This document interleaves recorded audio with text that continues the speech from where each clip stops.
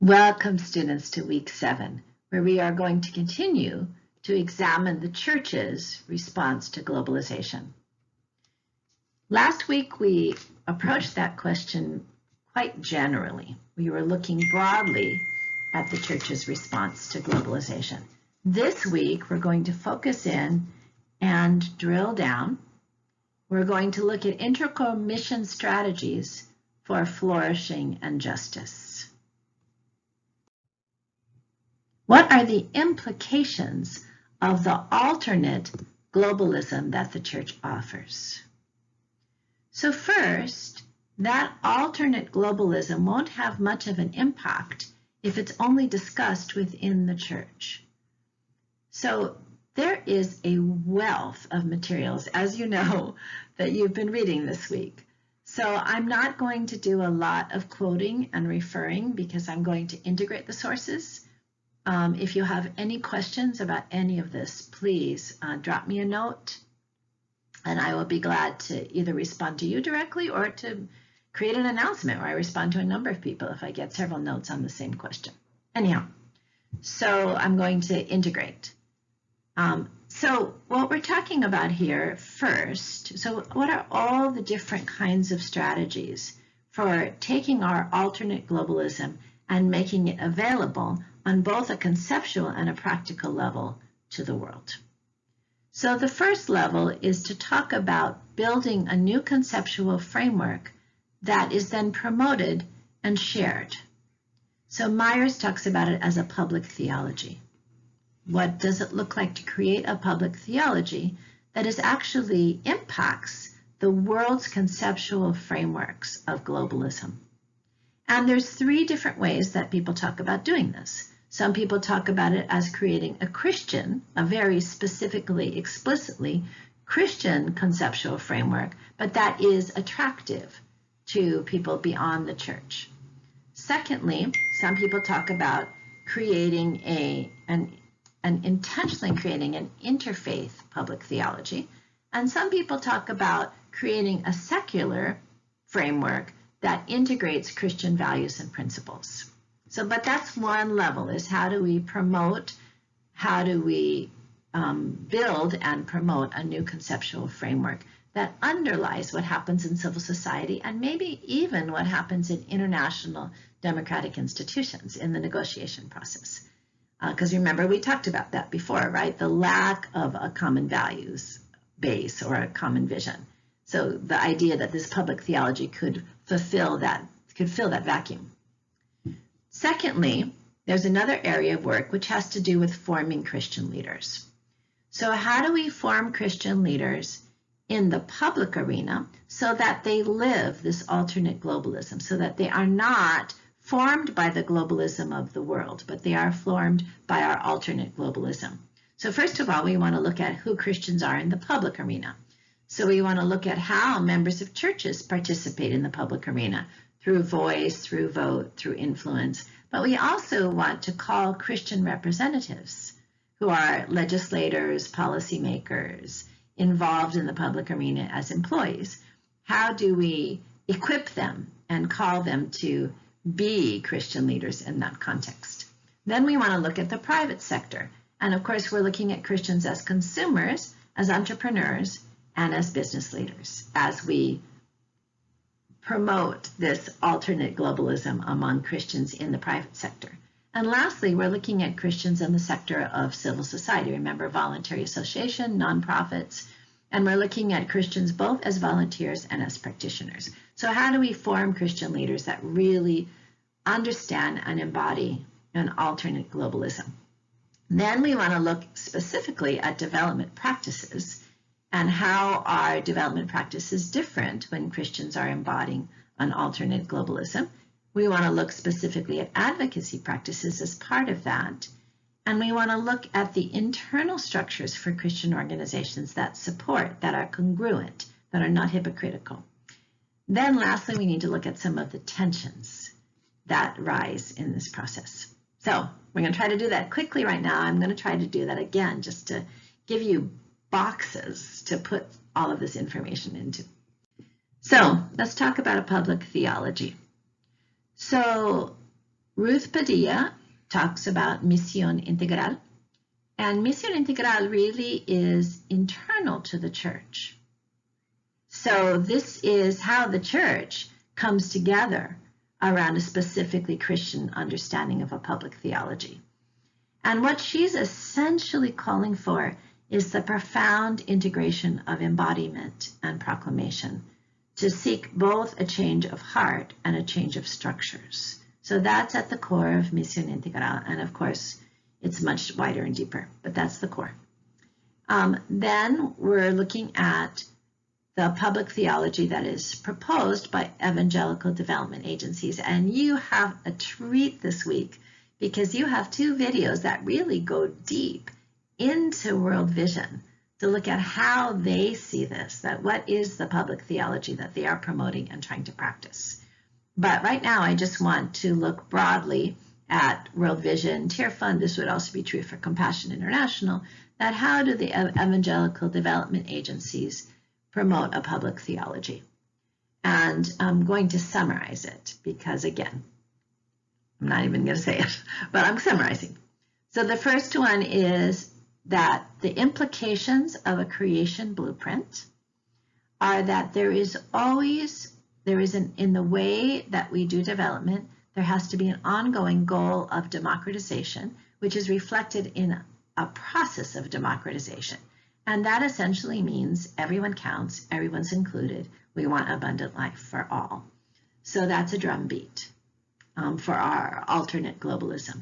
Secondly, we're in the in-between time between the first and second coming of Christ, which means that we can achieve positive change, but not utopia. So we have limited goals. We need to be humble, we need to be flexible. As Meyer says, we're in a complex, adaptive environment. And we always, because we're dealing with human beings who are sinful, we always need to be about the business of bridge building and reconciliation. We need to be in the world and not of the world, as we say, and that's bridge building. But we also are always going to fail, and so we need to practice reconciliation and to push the practice of reconciliation promoted. And then we need to use spiritual resources in the process. So that's a public theology coming out of the evangelical development agencies being promoted as a values foundation, as a way of responding to poverty and injustice.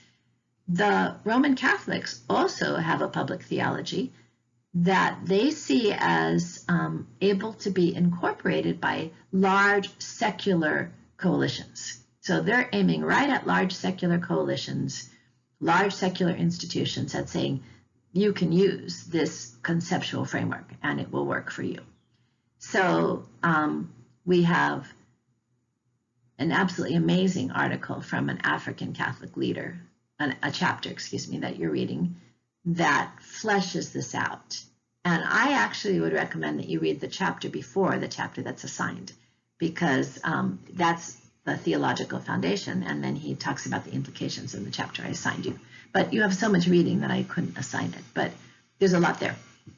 So the Roman Catholics propose natural law, that there is a moral foundation and a set of principles and practices that come out of that is discernible by all human beings. And traditionally, natural law was discernible through reason. And the African leader talks about it as not just through reason, but in Africa, it's also through a process of holistic discernment.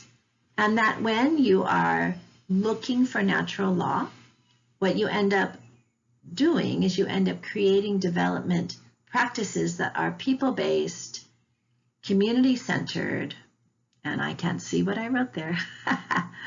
Worldwide integration, right? So everybody contributes, and open to transcendence. That the Catholics are fighting for the secular world to be open to transcendence, not to become Christian necessarily, but to understand that Christianity and perhaps other faith traditions as well have a real role in developing the moral conscience of leaders and societies. And there are these very complex, subtle concepts that are part of all of this that have been developed over centuries. The one that our reading focuses on in the chapter before I assigned is gratuitousness. I don't even know if I can pronounce that. Gratuitousness, which is, what does it mean basically to live thankfully? And how does that affect the way that you live? And then there are concepts like solidarity and subsidiarity. So I'm just encouraging you to go back and look at it because it's rich. So that's sort of the public theology that we're offering, that we're promoting and hopefully embodying to the world as a foundation for civil society and perhaps for democratic institutions as well. Then secondly, that's not all we do, obviously, as a strategy. Our second strategy is to form Christian leaders. We do that through discipleship processes, liturgy, prayer, scripture, and mutual accountability that include a global dimension. So what does it mean, my family, brothers and sisters, for our discipleship processes to include a global dimension? And that's one of the core lessons that I hope that you take from this course, is to do that in your mission and ministry. Secondly, how do we form Christian leaders in the public arena? So if you looked at the biblically based public policy advocacy out of World Vision, that uses Psalm 72, which is a prayer for the king that really does talk about the divine calling of government. And what does it mean for us as Christians to call our brothers and sisters who are in public office to fulfill their divine call? And there's a serpent dove process that I go through in some detail in the paper that I wrote. You can go back and refresh your memory. That talks about how we take seriously the carnal nature and the spiritual potential of people in public office. Then, of course, Mitchell talks about the church's role in boldness and humility, that we have prophetic boldness and we have servant humility. And Myers talks about how we're calling our public leaders to move from power to power in service. And I would want to shift that just a little bit and talk about power with. That it's not just power and it's not just power for, it's really power with. And I think that Myers would agree with that, but I just want to push it all the way to its logical conclusion. So that's in the public arena. In the private arena, the article that you read around the impact of Pentecostalism in Africa on development really talks about how can we, in the private arena, help poor individuals to achieve a greater level of economic well-being. And the author says that the Pentecostal churches in Africa do that relatively well, that they rebuild spiritual and social capital towards entrepreneurship and economic well-being. So they rebuild in people who are oppressed hope, agency, healing. They give them training and they give them opportunities through new social networks, which also means often letting go of their responsibilities to kinship networks, which is obviously spiritually and morally ambiguous, but this is what happens, and it does help them to move forward economically. But operating to form Christian leaders for the private sector also means encouraging and supporting microenterprise and the development of microenterprise, social entrepreneurship, and support for business corporate ethics. In civil society, of course, we want to engage people in volunteerism, and we also want to form Christian practitioners that follow Christian practices. So now we're going to get into what that means. What are alternative development practices? So I really wanted to give you When Helping Hurts, because it's a simple book, but it's not an academic book, obviously. It's a simple book, but it's very powerful in the way that it drives home what we call in community organizing is the iron rule. And the iron rule means don't do anything for someone that they can do for themselves. That's the iron rule of community organizing. But basically it's connected to recognizing, as John McKnight would talk about, people as assets, not just as needs, and building on those assets and integrating those assets. So the whole book, When Helping Hurts, is really focused on how churches move beyond relief to rehabilitation and development, and how all of our practices are congruent and help make that happen. So then Mitchell gives us a list of the development strategies that flow from our alternate globalism. So first of all, he says that we build deep relationships in communities. We're not in and out. We're not just technical. We actually go in, we live with the people, we stay with the people for many years. We are able to work with them in intimate ways based on our shared spiritual worldview. We also work with churches. And of course, the World Vision videos are going to go into depth on that. But churches, the larger development universe recognizes now that churches have greater trust and reach. But specifically, Mitchell talks about the capacity of churches for moral advocacy, community education, and direct volunteer support.